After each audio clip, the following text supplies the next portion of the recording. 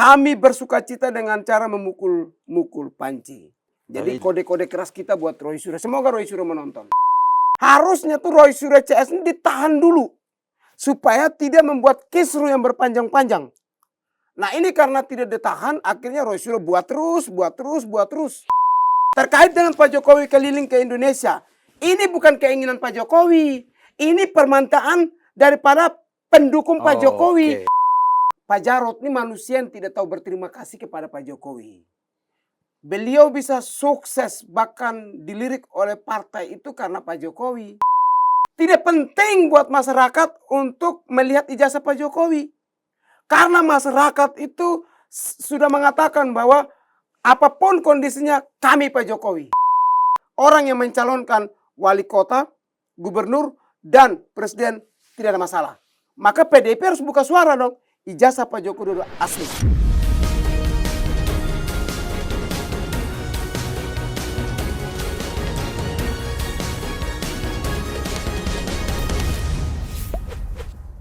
Dan kemudian sekarang ada berita ya buat diehardnya Pak Jokowi sesuatu yang membahagiakan ya. P21.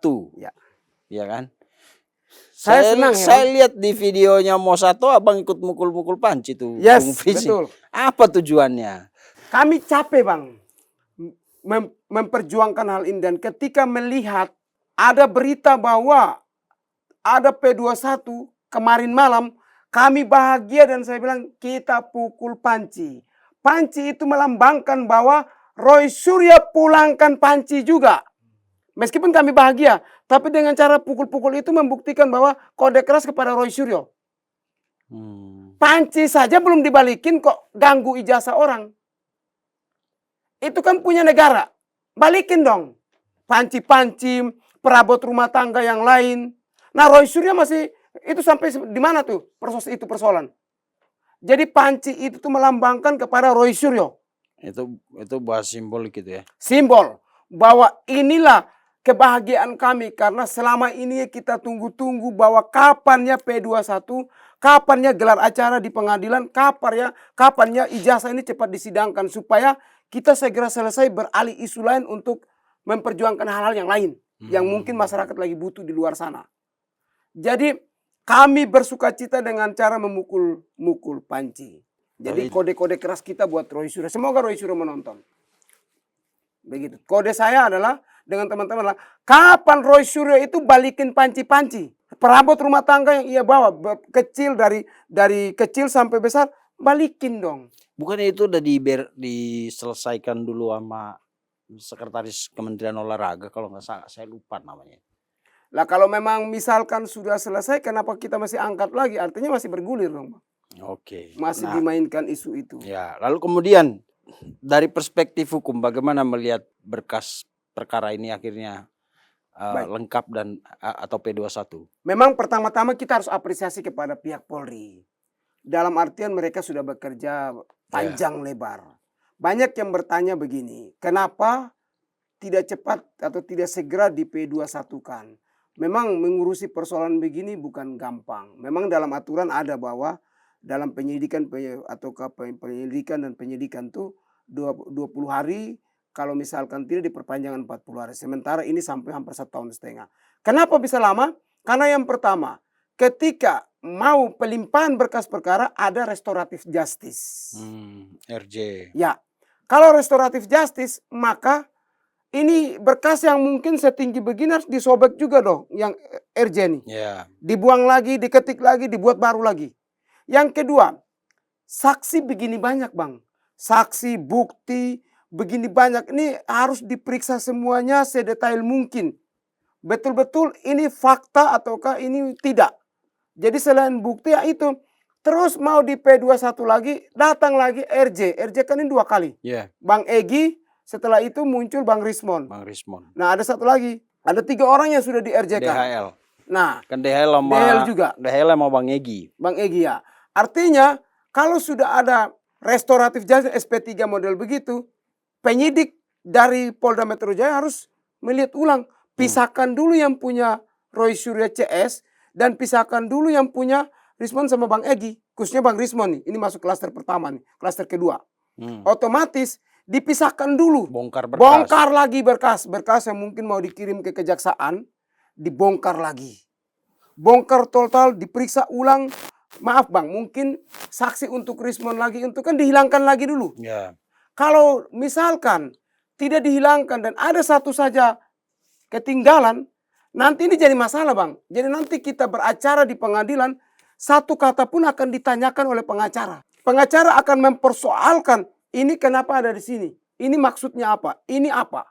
Sedetail itu bang. Karena pengacara begini banyak, maka akan bertanya. Jadi semua berkas BAP itu akan digunakan oleh pengacara pihak sebelah untuk menanyakan kepada saksi, menanyakan termasuk kepada Pak Jokowi, termasuk keaslian ijazah, semuanya akan dibuka terang benderang di sana. Membuat itu jadi persoalan. Ya, jadi Polda Metro Jaya juga tidak bodoh. Harus betul-betul teliti dengan seksama dan cerdas supaya ini barang tidak blunder ke mereka. Jadi misalkan berkas ini tidak siap, maka akan dikembalikan oleh kejaksaan kepada Polda Metro Jaya untuk melengkapi berkas kembali. Petunjuk ya. Baru nanti dilimpahkan kepada pengadilan. Jadi kalau memang panjang, ya wajar. Ada kewajaran di situ. Karena ini memang saksi juga ada berapa banyak, puluhan atau lebih. Saksi daripada Pak Jokowi begitu banyak. Belum lagi saksi untuk Rismon Sianipar waktu itu. Dibongkar lagi. Belum lagi saksi untuk 8, ada sekitar 8, kalau 2 klaster. Klaster pertama dan klaster kedua. Banyak banget bang. Ini diperiksanya satu persatu. Jadi mungkin kalau lama yes. Dan ini pelimpahan berkas perkara sudah P21. Polda mengatakan bahwa sudah siap digelar perkara. Makanya diserahkan kepada kejaksaan. Namun saya mendapatkan kabar bang. Tadi kami konferensi pers juga, saya dengan tegas meminta bahwa Roy Suryo ini harus ditahan. Alasan tidak ditahan karena supaya tidak menghilangkan barang bukti. Dalam hukum bicara begitu, KUHP bicara begitu. Dan tidak malah membuat kegaduhan baru, menciptakan masalah. Ini mereka mengulang terus menerus. Harusnya tuh Roy Suryo CS ini ditahan dulu. Supaya tidak membuat kisru yang berpanjang-panjang. Nah ini karena tidak ditahan, akhirnya Roy Suryo buat terus. Ini menurut saya bang, dalam hukum itu ada 3 pilar utama yang diperhatikan. Kepastian, keadilan, dan kemanfaatan. Apakah kita bicara keadilan? Kalau Roy Suryo CS tidak ditahan, kenapa yang lain ketika orang kecil ditangkap, misalkan nyuri ayam, langsung ditahan. Hanya mungkin miskomunikasi sesama tetangga, langsung ditahan oleh penegak hukum. Sementara Roy Suryo diistimewakan. Tidak boleh diistimewakan, artinya keadilan hukum saja ini sudah tidak dapat, tidak terwujud. Bagaimana menciptakan kepastian hukum kalau keadilan saja tidak berpihak? Pak Jokowi yes mantan presiden dan sudah menjadi masyarakat biasa, maka punya hak hukum untuk mendapatkan keadilan dan kepastian hukum. Jadi tidak ada alasan lagi untuk melepaskan mereka seperti anak ayam yang berkeliaran di luar. Nah ini sudah P21, saya menantang Kejati DKI untuk segera lakukan gelar perkara. Jangan tahan-tahan. Kalau tahan-tahan, saya menduga masuk angin barang ini, maka bisa dihentikan. Maka itu kepada masyarakat Indonesia, para pendukung Pak Jokowi, harus lebih banyak kritisi, kawal ini Kejati DKI Jakarta. Supaya mereka tidak menahan-nahan. Khawatirnya dalam perjalanan menahan-nahan, akhirnya barang ini di-stopkan. Bisa RJ, yes. Kejaksaan bisa buat RJ. Bisa dipenuhi ring, yes. Bisa dipenuhi ring. Ya, jadi ini yang dikhawatirkan. Jangan sampai, maaf bang, saya menduga jangan sampai dari Kejati bisa bermain dengan Roy Suryo CS. Supaya mengaburkan dan menghentikan persoalan ini. Apabila persoalan ini henti, saya percaya marwah Pak Jokowi ditaruh di tanah. Diinjak-injak oleh mereka. Itu yang pertama. Ini marwah mantan presiden loh. Bagaimana pandangan orang terhadap. Dari mantan presiden saja sudah tidak dihargai. Bagaimana masyarakat kecil. Masyarakat kecil tuh bisa dibuang di sampah. Ngapain lu? Ngapain? Kecil, orang kecil kok ngapain? Ini mantan presiden bang. Masih ada protokoler sedikit-sedikit. Itu saja masih diperlakukan tidak adil. Lama. Kalau lama oke lah. Saya sepakat. Tetapi kapan Roy Suryo ditahan? Masa tidak ditahan? Kalau menjamin, siapa yang menjamin? Buka di publik. Biar masyarakat tahu bahwa ternyata di balik belakang Roy Suryo itu si A, si B, C, D. Begitu supaya terang benderang. Jangan sembunyi-sembunyi di belakang Roy Suryo. Saya yakin ada orang besar di belakang Roy Suryo nih. Sehingga Roy Suryo dengan enaknya bisa keluar bebas di luar sana. Masa masyarakat lain hanya bicara nyuri ayam karena mungkin kayu bakar hanya karena kebutuhan ditahan. Kenapa Roy Suryo CS tidak ditahan? Emangnya mereka ini terlalu hebat apa? Apakah kejaksaan takut? Loh, organisasi yang begitu besar yang mungkin pasukannya banyak aja dibubarin kok. Kenapa takut? Kejati jangan masuk angin. Tadi ya saya juga klarifikasi lagi Bang. Di konferensi pers saya bilang bakar Kejati. Dalam maksud Kejati jangan takut. Kami masyarakat bersama dengan Kejati untuk melawan Roy Suryo. Siapapun yang di belakang kami akan bakar semangat Kejati untuk kalau bisa tahan Roy Suryo. Jangan lama-lama. Dan saya mau tanya lagi Kejati. Kejati ini jamin proses ini aman. Jangan-jangan masuk angin. Sekali lagi, saya khawatir masuk angin. Kalau masuk angin, perkara ini di stop, kasihan nasib Pak Jokowi. Diobok-obok. Menjadi masalah, menjadi orang yang sudah tidak punya harga diri. Nanti kalau terbukti mereka masuk angin, kita kirim tolak angin 1 tronton ke Kejaksaan Tinggi. Ya, saya berharap saya sudah berhenti demo, Bang. Saya akan pimpin demo. Dan saya pastikan demonya agak lebih keras. Dalam artian meminta Kejagung pecat yang namanya Kejati DKI. Copot. Harus dipecat. Masa penegak hukum kok tidak melakukan keadilan buat orang yang dituduh ijazahnya korban. Pecat saja, ngapain pelihara penegak hukum yang penakut, mentalnya tidak punya nyali, mental penakut. Jangan pelihara. Kita yang bayar pajak, baru mereka kerja dan dibayar mahal. Maka itu saya juga punya hak hukum untuk menuntut Kejaksaan Agung. Kalau bila dalam waktu dekat, saya minta kalau bisa dalam minggu depan harus diserahkan pelimpahan berkas perkara kepada pengadilan. Dan kalau bisa tahan Roy Suryo CS. Jangan dibiarin. Kalau biarin, lihat saja dia buat gaduh tuh di mana-mana. Masuk di podcast, ngomong sana sini. Kasihan orang lain yang tidak bersalah akhirnya saling lapor. Jadi dalam persoalan ijazah ini saling lapor kiri dan lapor kanan. Kasihan banyak orang yang korban. Karena itu saya mengatakan dengan tegas bahwa kalau Kejati tidak segera melimpahkan berkas, Kejati DKI dipecat. Itu yang harus kita lakukan. Bung Frits ini semangat benar bicara tentang mantan orator. tentang P21 ya, terus tahap semangat. 2. Tapi pihak Roy dan pengacaranya meragukan bahwa kemarin itu bukan pengumuman P21. Oke lah kalau mereka meragukan, silakan Anda meragukan. Karena Anda mau mempengaruhi masyarakat bahwa P21 itu tidak benar. Terserah, nanti kita tunggu di pengadilan. Jangan-jangan dalam waktu dekat Roy Suryo dinyatakan terdakwa, baru semua kaget. Berarti yang pengacaranya gagal total membela kliennya. Sebenarnya begini Bang, saya koreksi sedikit tentang yang namanya pengacara. Advokat itu dipilih untuk namanya penasihat hukum. Kalau sudah bicara penasihat kan menasihati klien kita. Cari jalan keluar mana yang baik. Ini pengacara mereka justru bakar-bakar Roy Suryo. Dalam artian bakar untuk tetap menyerang Pak Jokowi. Memanas-manasin Bang. Harusnya kalau mereka pengacara yang baik, memberikan edukasi yang baik supaya Roy Suryo ketika misalkan bicara sesuatu yang tidak sesuai, dia kasih ingat, jangan begini ya. Itu tugas pengacara itu menasehati. Itu namanya penasehat hukum. Menasehati kliennya. Bukan ikut masuk TV mengatakan ijazah Pak Jokowi palsu. Jadi ketika mereka membakar semangat Roy Suryo CS untuk mengatakan ijazah palsu, maka mereka sendiri sementara setuju dan mendukung Roy Suryo masuk penjara. Jadi ketika mereka mengatakan bahwa itu tidak, P21 bukan pengumuman, maka mereka sementara menjobloskan Roy Suryo untuk masuk penjara. Begitu. Harusnya kalau mereka itu pengacara yang baik dan benar, saya koreksi nih pengacara mereka, baik dan benar, lakukan dong sebelum persoalan ini beredar. Datangi Pak Jokowi, Pak bisa nggak kami minta RJ seperti sebelum persoalan ini panjang ya Bang.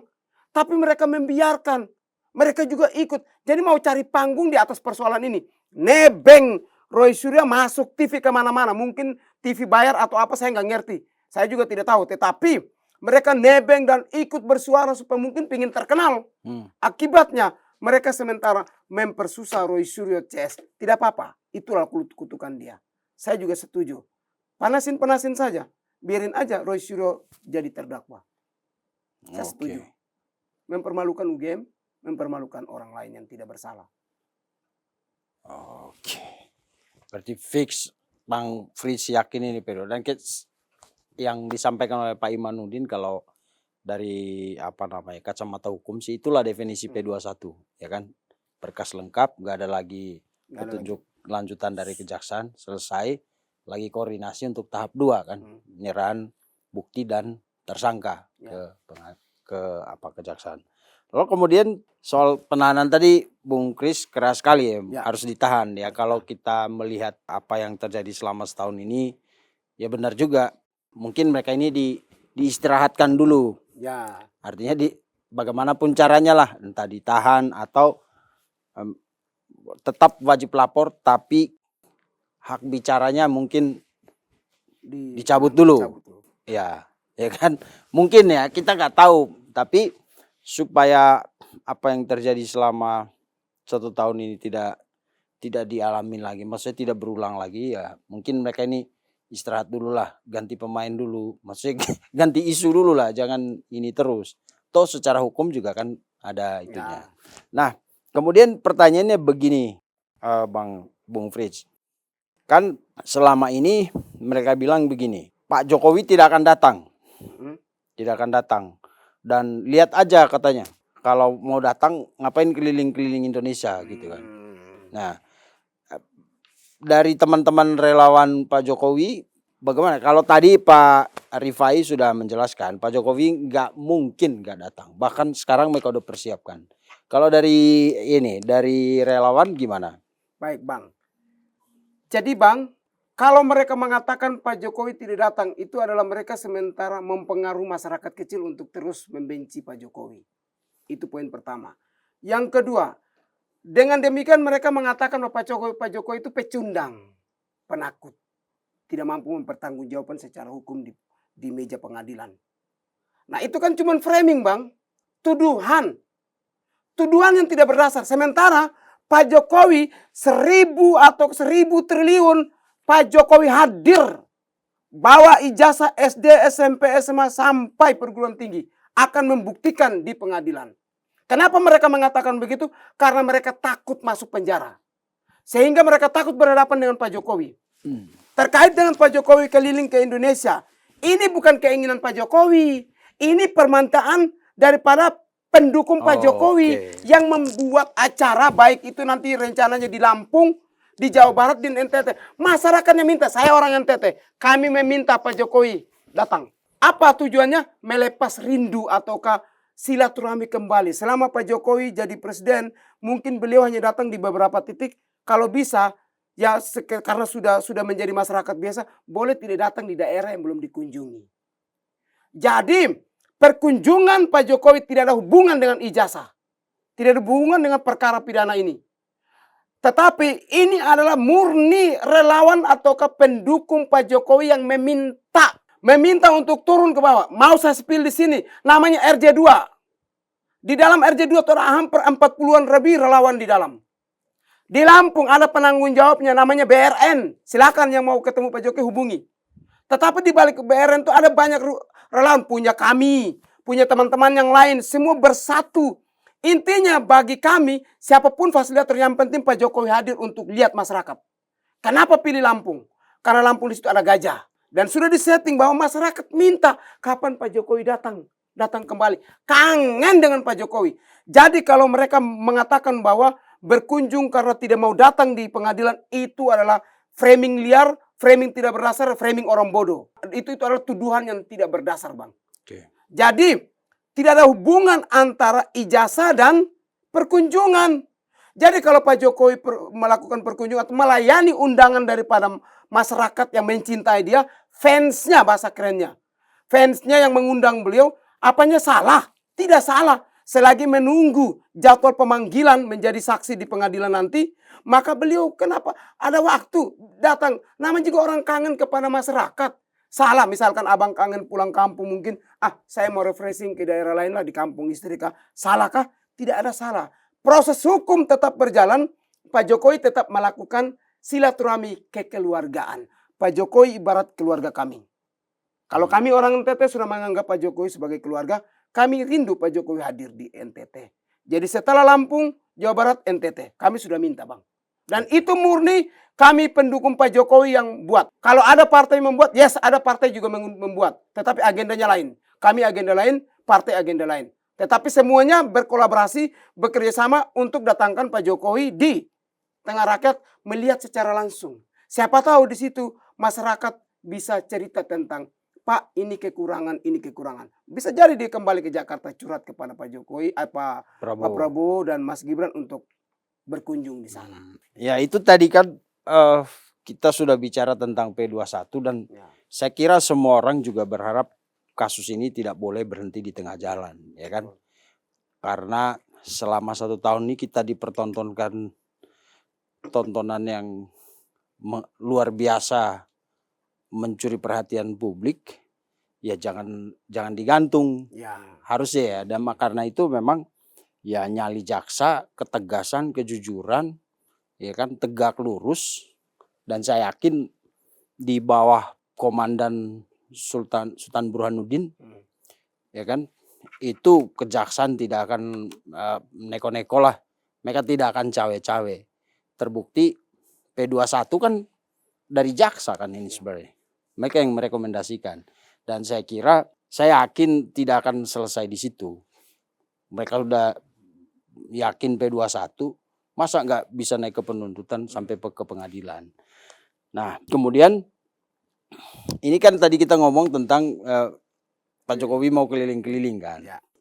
Nah, ada yang nyeleneh ini sebenarnya tidak terlalu penting juga untuk ditanggapi karena bukan hal yang substansial. Tapi kalau diulang-ulang terus kan ini dianggap seperti sesuatu yang serius, yang dari hati gitu. Ya, ada beberapa yang menganjurkan ya kalau memang mau keliling-keliling ya bawalah ijazah itu gitu. Kalau tidak salah ada Pak Jarod, Pak Andreas Hugo Parera, termasuk Guntur Romli ya. Iya. Dan itu anak-anak banteng semua. Gimana itu? Baik, Bang. Jadi memang Pak Jarod sudah berbicara bahwa kalau Pak Jokowi itu mau keliling daerah, katanya keliling ya, kunjungi masyarakat, mau bawa ijazah tunjukin ke sana. Saya mau bilang begini. Yang pertama, Pak Jarod ini manusia yang tidak tahu berterima kasih kepada Pak Jokowi. Beliau bisa sukses bahkan dilirik oleh partai itu karena Pak Jokowi. Beliau menjadi wakil itu juga karena Pak Jokowi. Kalau Pak Jokowi tidak menjadi presiden, maka dia tidak bisa jadi gubernur. Jadi harusnya Pak Jarod itu berterima kasih ke Pak Jokowi karena ketika Pak Jokowi jadi presiden, beliau naik menjadi gubernur. Iya, gubernur ini ya. DKI. Ya. Otomatis kan mendapatkan panggung yang begitu besar. Sekarang mau sok-sok nyerang Pak Jokowi. Ia mengatakan bahwa ke daerah itu harus bawa ijazah. Saya mau bilang begini. Kenapa sih PDIP berani ngomong ini? Ada apa mereka masuk dalam isu ijazah? Kaitkan dengan Pak Jokowi diundang oleh relawan ataukah masyarakat diundang oleh fans untuk Pak Jokowi ke sana, mereka sentil ke situ. Sisipkan ijazah dengan perkunjungan. Ini dua hal yang berbeda. Tidak hanya ada Pak Jarod, juga ada Guntur Romli. Ada juga Pak Hugo Parera. Nah, Pak Hugo ini dulu paling pasang badan buat Pak Jokowi. Tapi ketika Pak Jokowi tidak bersama dengan mereka, justru mereka kacang lupa kulit lalu menyerang balik. Kalau mereka mengungkapkan bahwa ke daerah bawa ijazah, berarti mereka sudah dengan sendirinya syarat, berikan sebuah syarat kepada Pak Jokowi. Ingat, syarat untuk turun di rakyat bawa ijazah. Berarti kalau nanti Pak Hugo Parera turun ke dapil, bawa ijazah juga dong. Tunjukin, saya punya ijazah juga asli. Gitu. Syarat kan yang mereka minta. Jadi syarat ini ditentukan oleh PDIP melalui kader-kadernya. Nah, tidak penting buat masyarakat untuk melihat ijazah Pak Jokowi.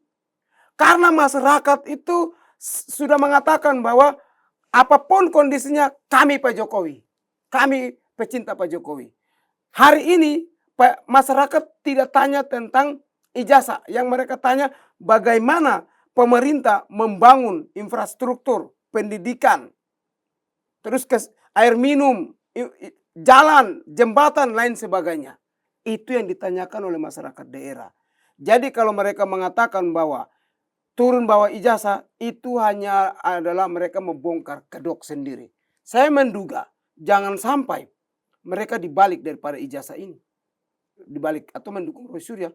Ya kalau mereka ingin Pak Jokowi membuktikan ijazahnya, kenapa mereka tidak gabung Roy Suryo lalu gugat di pengadilan? Atau dorong supaya perkara ini segera disidangkan. Segera disidangkan. Untuk pembuktian. Kalau memang mereka itu, kan yang bicara ini anggota DPR RI loh.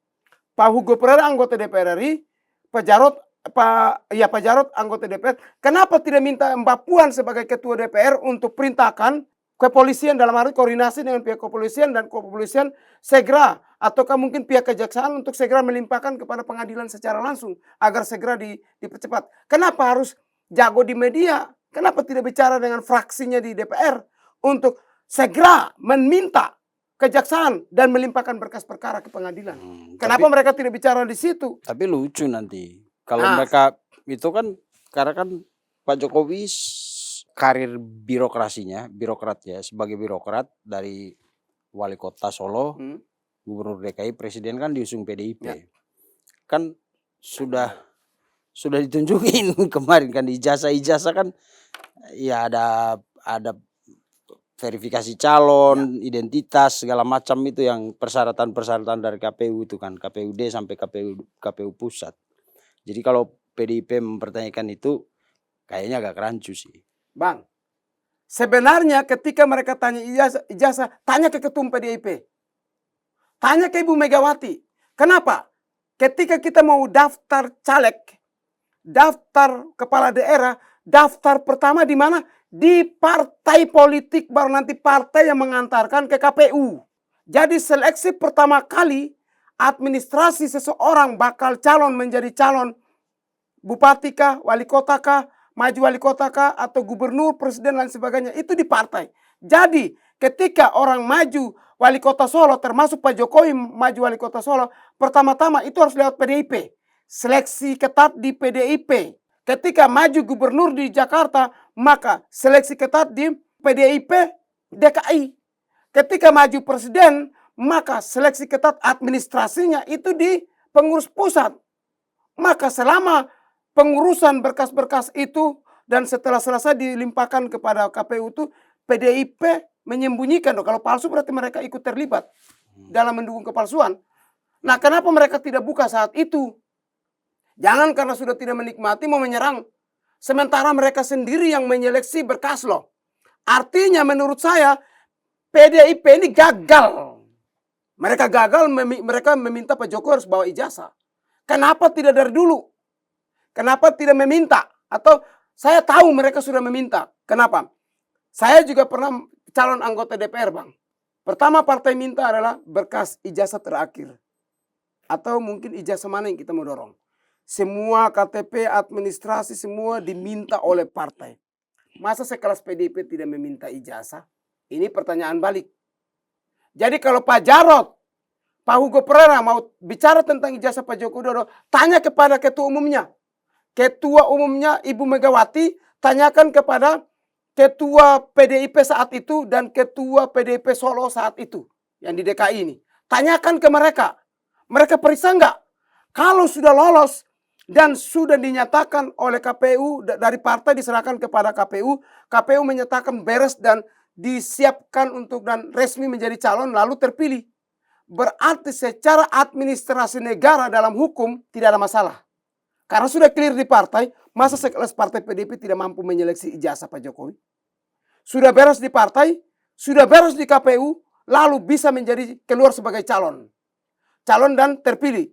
Maka secara kelengkapan berkas atau administrasi pribadi orang yang mencalonkan wali kota, gubernur, dan presiden tidak ada masalah.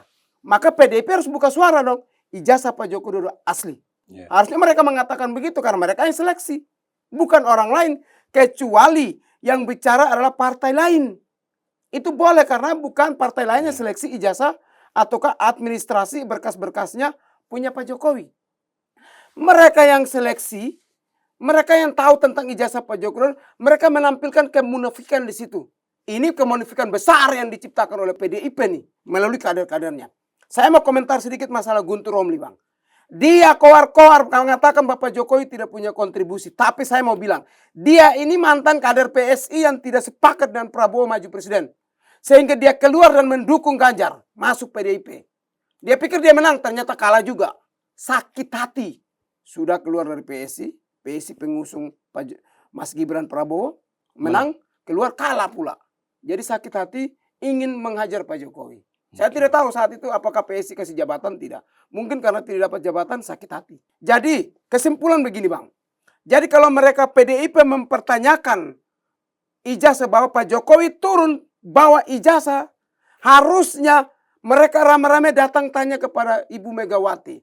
Bu, waktu Ibu tanda tangan berkas kelengkapan selesai dan administrasi sudah oke, Ibu sudah cek tidak? Ada tidak ijazah Pak Joko Widodo? Asli tidak? Tanyakan kepada Ibu Megawati. Kalau mereka tidak tanyakan, berarti mereka semua ini adalah orang-orang yang munafik ketika mendapatkan kenikmatan ataukah apa yang diberikan Pak Jokowi, mereka membela Pak Jokowi. Giliran Pak Jokowi tidak bersama dengan mereka, justru mereka mau ungkit kembali. Salah siapa? Salah PDIP. Bukan salah orang lain, salah PDIP. Harusnya Roy Suryo CS ini tanyakan ke Megawati. Bukan tanyakan kepada Pak Jokowi. Kenapa? Yang menyeleksi berkas ini kan dari Solo, Jakarta datang ke Jakarta. Datang ke nasional. Maka itu Roy Suryo datang ke PDIP dong. Apa alasan ataukah kenapa? Saya mempertanyakan balik nih. Kenapa Roy Suryo CS ini tidak tanyakan ke Megawati atau tidak melakukan demo Megawati buka suara? Ada apa? Jangan-jangan saya menduga Megawati di balik belakang ini. Ataukah PDIP di balik belakang ini. Itu dugaan saya. Oke, kita stop bawa ke ruang politik ini ya. Karena kita walaupun ada isu dan lain-lain, tapi untuk tujuan menegakkan kebenaran keadilan, kita strict di jalur hukum. Ya, betul. Bahwa kemudian ada ekses politik, ada yang komentar, ya itu biasa di dunia demokrasi kan, ya, kata orang, betul. kebebasan berbicara ya nggak masalah.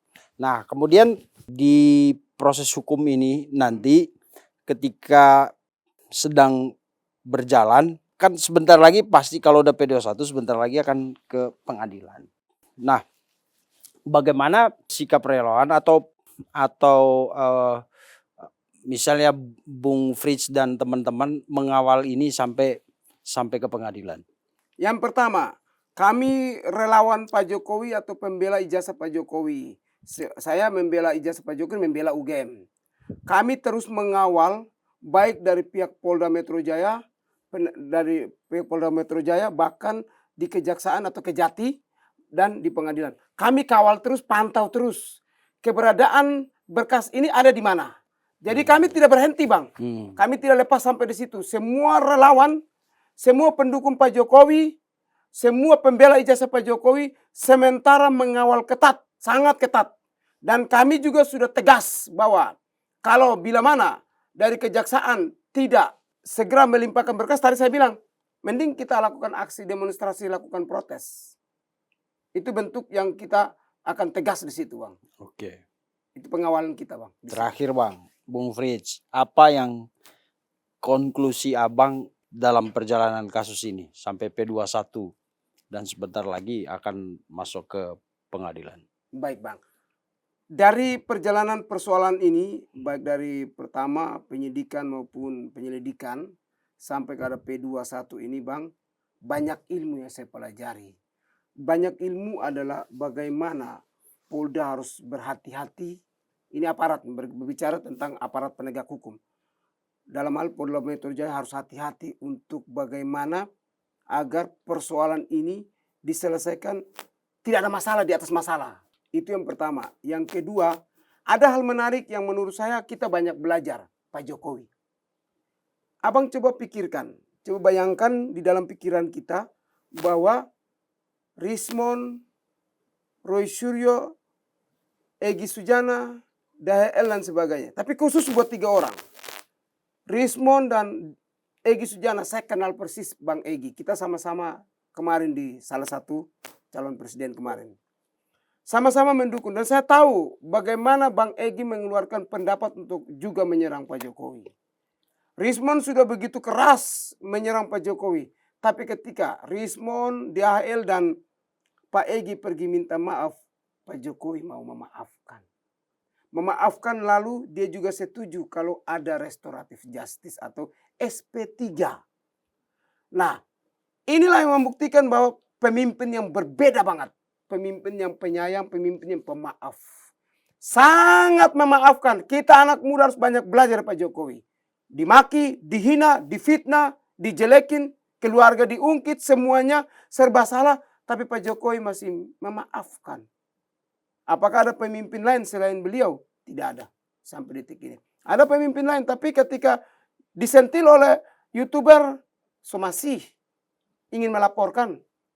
Sementara Pak Jokowi menunggu nih. Sebenarnya Roy Suryo mereka nih awal-awal tuh Pak Jokowi menunggu untuk meminta maaf. Tapi mereka mau ngetes. Ya sudah, kami relawan yang meminta. Termasuk relawan senior-senior kami yang meminta agar persoalan dibawa ke proses hukum. Dengan tujuan menjadi efek jerah bagi yang lain. Jangan ada lagi Roy Suryo selanjutnya. Jadi itu pelajaran berharga yang saya temukan dan disinilah kita akan mendapatkan apakah ada kepastian hukum, keadilan hukum, dan kemanfaatan hukum buat yang korban. Oke. Jadi anak-anak sarjana hukum akan belajar dari sini nih. Benar nggak ini adil buat Pak Jokowi? Benar nggak ini ada kepentingan politik hukum di situ? Benar nggak keterlibatan siapa-siapa di sini? Kenapa lama? Dari situlah yang kita akan cek, betul tidak KUHP ini berjalan lancar tidak? KUHP lama maupun KUHP baru. Karena sekarang baru jadi pakai baru. KUHP baru berjalan tidak sesuai tidak? 20 hari sesuai tidak? Kenapa 40 hari sesuai tidak? Atau tidak? Ada pergeseran tidak? Hari yang ditentukan. Di sini nanti para pakar hukum silakan mengkaji. Silakan menjadikan sebagai penelitian yang berharga. Karena kenapa bergeser? Kenapa Polda harus lama? Apa yang mendasari sampai lama nih? Berkas ini lama dan P21-nya cukup lama. Itu yang menjadi ilmu berharga buat kita. Yang terakhir adalah meskipun mereka mau maki-maki atau menghujat atau mau mengkritisi Pak Jokowi, tetap relawan Pak Jokowi solid, kompak. Sangat kompak membela Pak Jokowi. Tegak lurus. Tegak lurus. Meskipun kami tidak dibayar Rp1.000.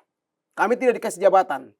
Kami semua tidak gila jabatan. Kami juga tidak meminta uang di Pak Jokowi. Tapi kami cinta Pak Jokowi karena Pak Jokowi sudah bayar semua ketika menjabat. Dia sudah banyak membangun daerah terluar. Itulah yang dia kasih kepada kita. Jadi ketika ditanya, Pak Jokowi kasih apa?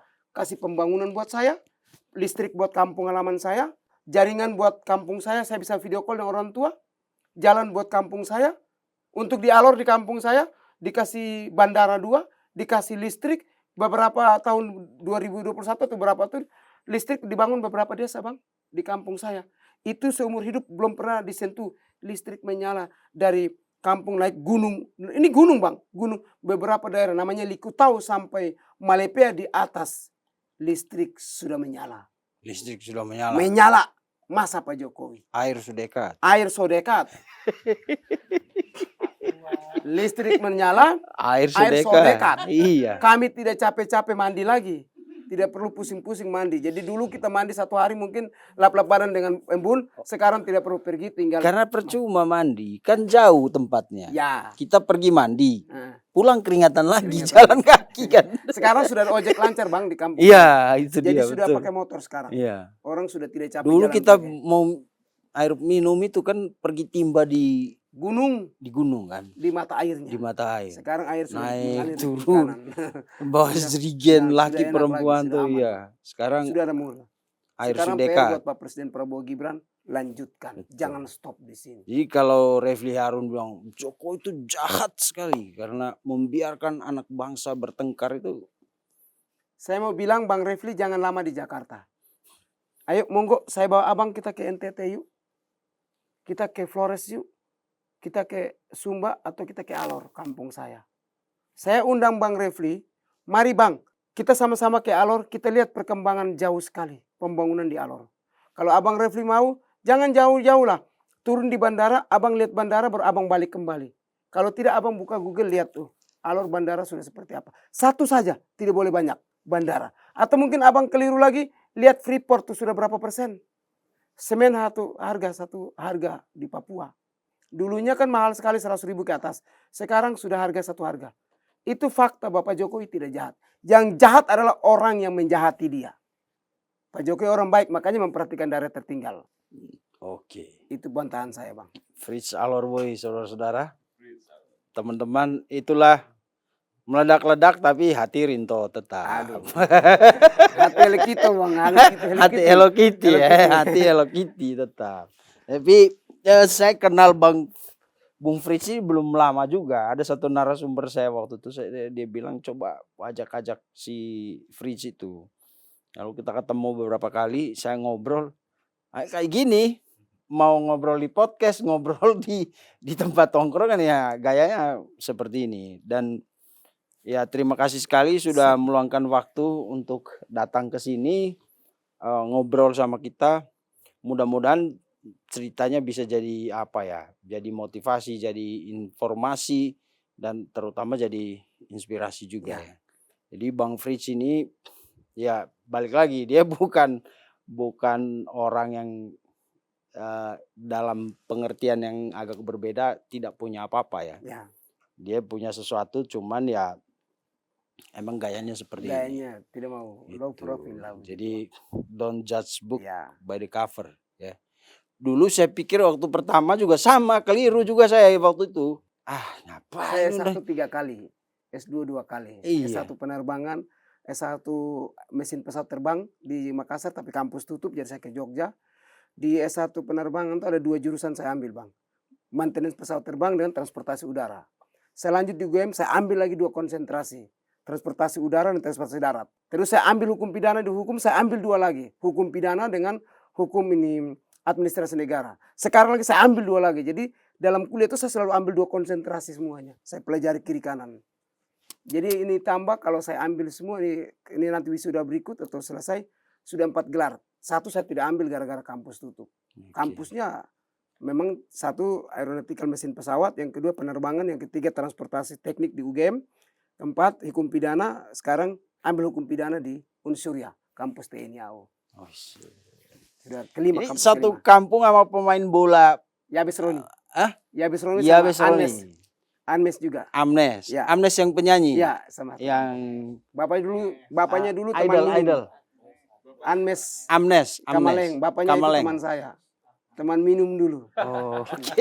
Bapaknya Amnes. Dia kan istri mamanya orang kampung dekat saya. Iya. Amnes. Jadi kalau datang itu tempat nongkrong minum dengan bapaknya. Amnes Idol ya?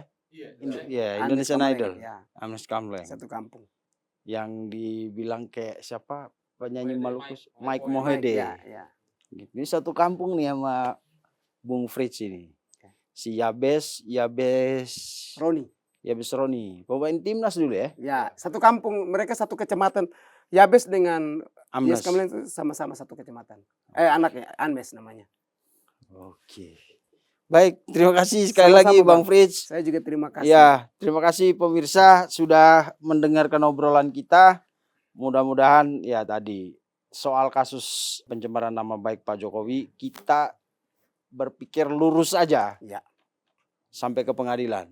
Strict di jalur hukum. Siap. Gitu ya, Bang. Oke. Terima kasih pemirsa.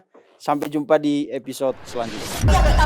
Pasti kita pengen kan ekspresi mengedepankan estetika. jelas tadi mendengarkan.